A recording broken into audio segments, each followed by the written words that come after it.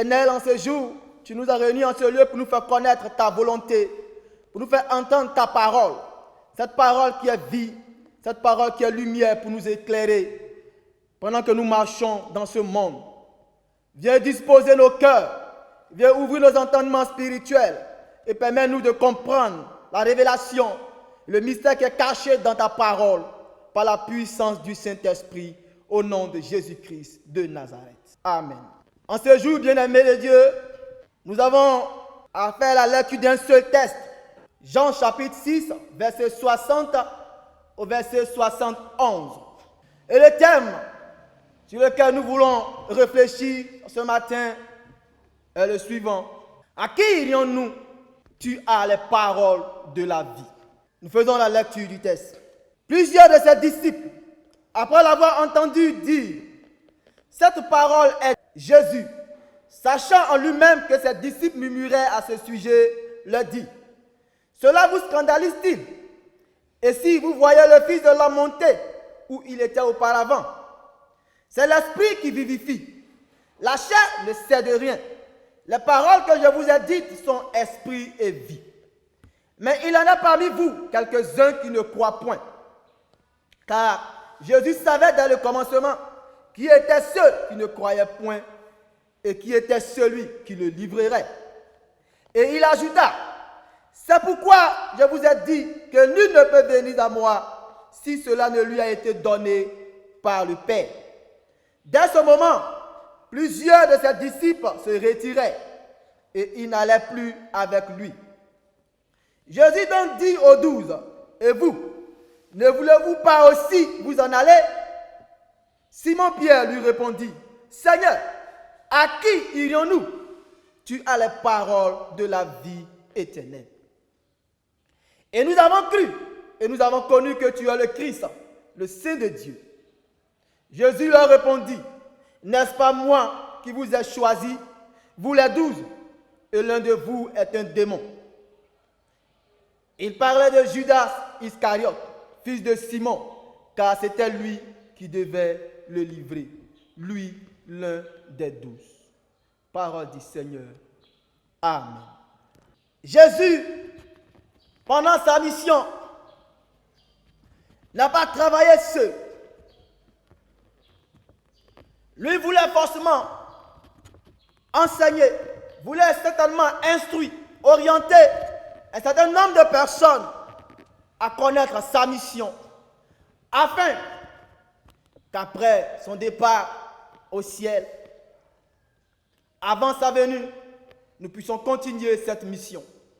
C'est ainsi que Jésus, dans sa marche, va rencontrer plusieurs disciples. Et pendant les enseignements, Jésus va enseigner à ses disciples que pour me suivre, pour marcher avec moi, pour être mon disciple, il faut que vous mangez ma chair et que vous buvez mon sang. Cette parole a scandalisé plusieurs de ses disciples. Plusieurs murmuraient, plusieurs disaient des choses contre le Seigneur. Plusieurs se plaignaient. Comment pouvez-nous dire de manger ta chair et boire ton sang? Nous ne pouvons pas le faire. Alors, plus de 60 disciples vont se retourner. Ils vont quitter Jésus-Christ. Et la Bible dit que Pierre va prendre la parole. Après avoir entendu la question du Seigneur qui dit, et vous, n'allez pas vous aussi avec les autres? Pierre répondit, à qui irions-nous? Seigneur, tu as les paroles de la vie éternelle. Alléluia. Pierre reconnut en Jésus qu'il a la vie éternelle. Alors, à qui irions-nous? C'est ainsi que le Seigneur aurait choisi ces 12 qu'il a nommés apôtres pour la mission. Toi qui m'écoutes, toi qui m'entends, toi qui me regardes, peu importe là où tu te trouves, peu importe ce que tu fais, peu importe ta préoccupation, peu importe ton rang social, frère, sœur, je vais t'annoncer en ce jour que si tu n'as pas Jésus, tu n'auras pas la vie éternelle. Jésus est celui qui a été donné, selon Jean chapitre 3, le verset 16.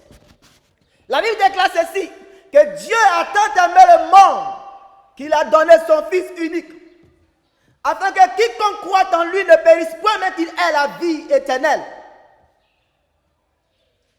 Bien-aimé, il n'y a pas eu de sélection pour donner sa vie à Jésus. Il n'y a pas eu de sélection pour marcher avec Jésus. La Bible dit que quiconque croit en lui, ça veut dire que tout le monde qui accepte Jésus-Christ comme Seigneur et Sauveur personnel sera sauvé.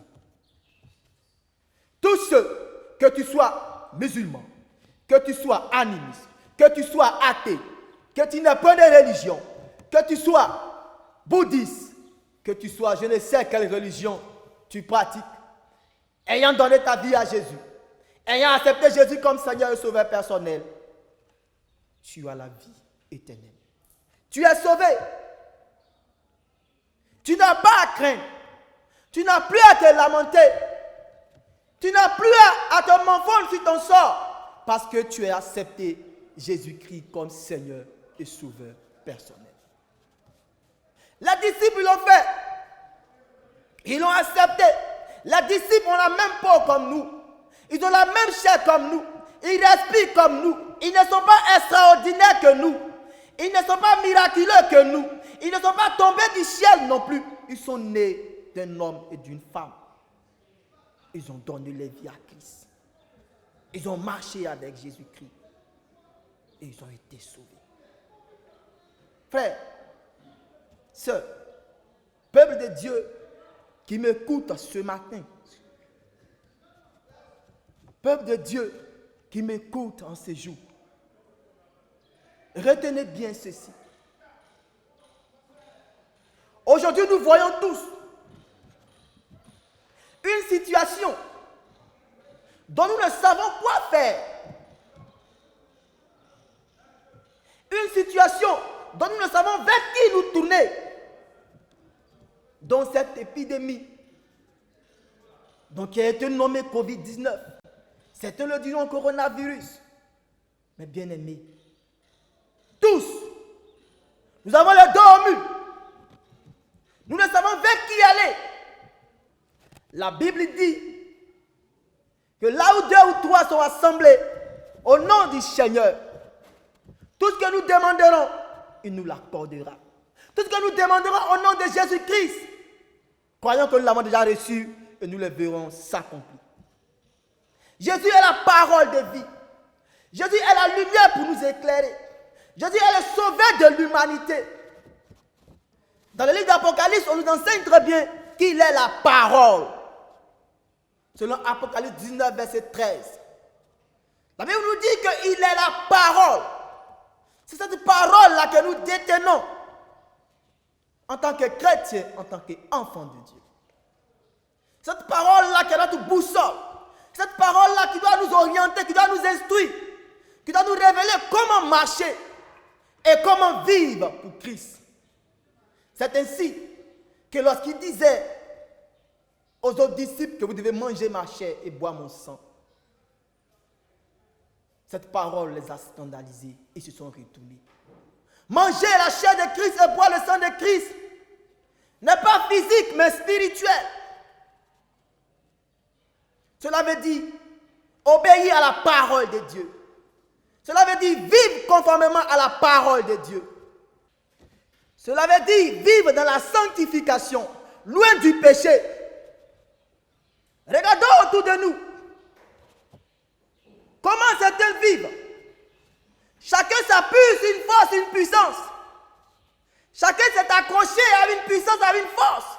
Mais cette puissance, cette force, elle est éphémère. Elle est passagère. Et elle n'est pas au-dessus de la force que Jésus a. Elle n'est pas au-dessus de la puissance de Jésus. C'est pourquoi tous nous sommes accablés.